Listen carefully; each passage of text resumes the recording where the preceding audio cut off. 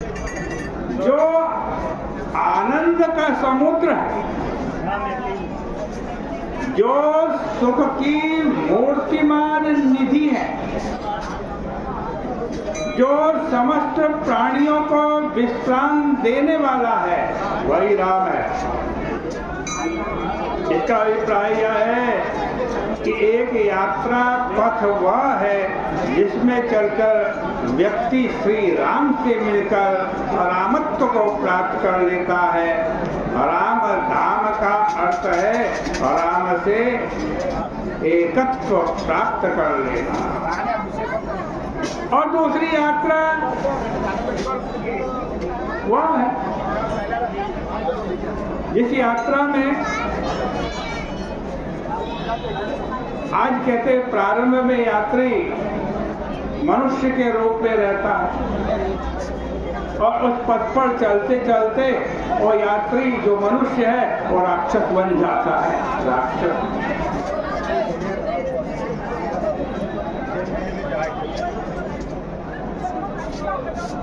रावण मनुष्य था, राक्षस बन,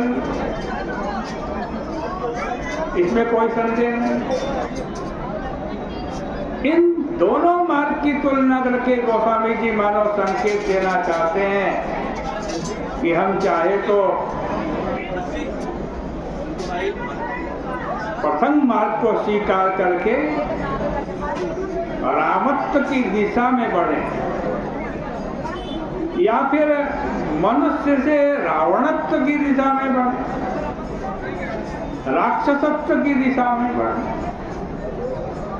अब यह तो हमें और आपको निर्णय करना है कि हम कौन सा मार्ग अपने लिए चुनते हैं। जो व्यक्ति रावण बन गया था वो कौन था? इस पर यदि आप विचार करें तो आपको लगेगा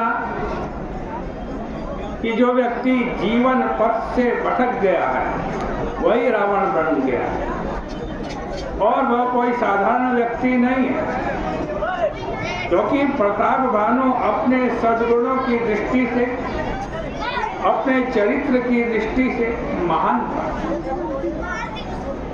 वह भी चला पर चलने के बाद भटक गया। कैसे भटक गया इसका वर्णन करते हुए गोस्वामी जी कहते हैं, विश्ववेदित एक कई देशो सत्य के तुता बसाई नरेशु। के कई देश में सत्य केतु नाम का एक राजा था। उन सत्य केतु राजा के दो पुत्र हुए, एक का नाम प्रताप भानु और दूसरे का नाम अरिमर्दन। सत्यकेतु ने वृद्धावस्था में राज्य का परित्याग कर दिया और ज्येष्ठ पुत्र प्रताप भानु को गद्दी पर बिठा दिया। प्रताप भानु सिंहासन में बैठा और धर्म पूर्वक राज्य का संचालन करने लगा। जब प्रताप रवि भयाउ नृपा फिरे दोहाई दे, प्रजापाल अति वेद विधि कतौ नहीं अगले। उसके राज्य में ऐसा लगने लगा कि जैसे धर्म राज्य की स्थापना हो गई।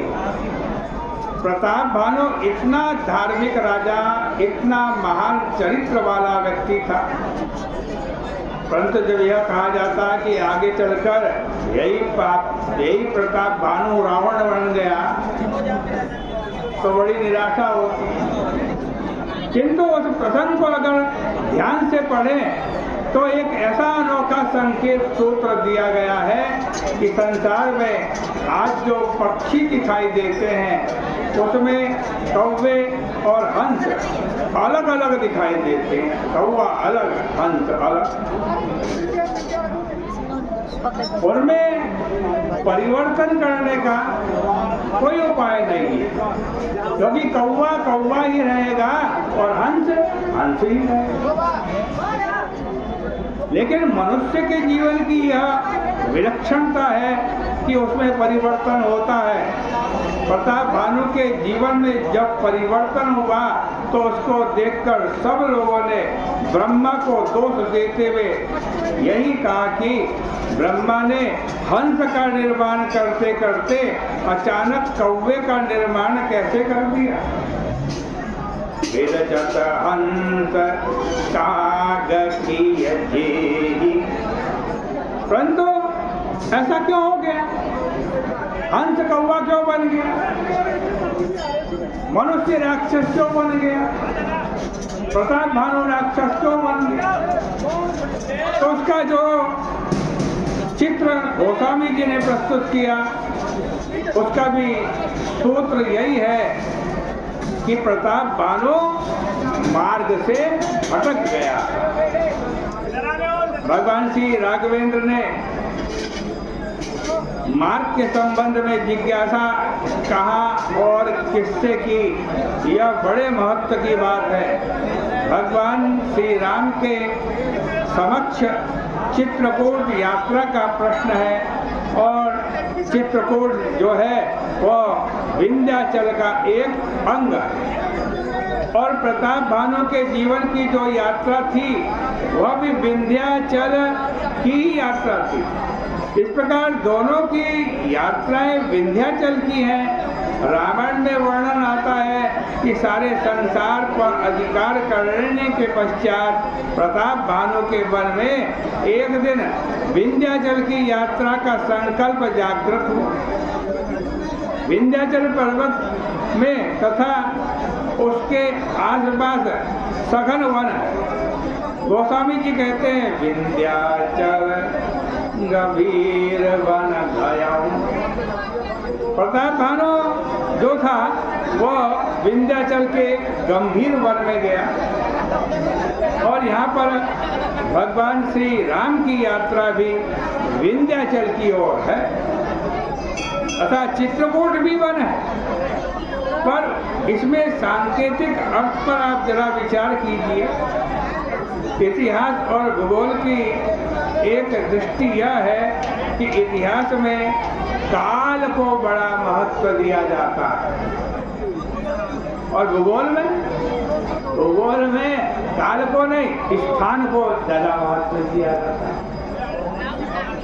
ये फर्क है इतिहास और भूगोल का। पर हमारे आध्यात्मिक जगत में इतिहास और भूगोल का उपयोग मानव जीवन के जो तात्विक अर्थ है उसको ग्रहण करने के लिए किया गया है। वैसे हिमालय तथा विंध्याचल की भौतिक अवस्थिति से तो आप परिचित ही हैं, पर हिमालय और विंध्याचल का आध्यात्मिक अर्थ जो रामायण में दिया गया है वह बड़ा सांकेतिक है और पुराणों से जुड़ा है। विंध्याचल की कथा जो पुराणों में आती है वह बड़े महत्व की है। विंध्याचल को जब यह पता चला कि सूर्य पृथ्वी की परिक्रमा करता तो उसके मन में भी महत्वाकांक्षा आई। व्यक्ति के अंतःकरण में जो महत्वाकांक्षा है वही वस्तुतः विंध्याचल का रूप है और यह महत्वाकांक्षा दो रूपों में रामायण में वर्णित है। एक प्रसंग में प्रश्न यह है कि महत्वाकांक्षा होनी चाहिए या नहीं, विंध्याचल की यात्रा करनी चाहिए कि नहीं। तो भाई यह कहना तो बड़ा सरल है कि व्यक्ति महत्वाकांक्षा छोड़ दे, पर व्यवहार में उसे उतार पाना सरल नहीं है भाई।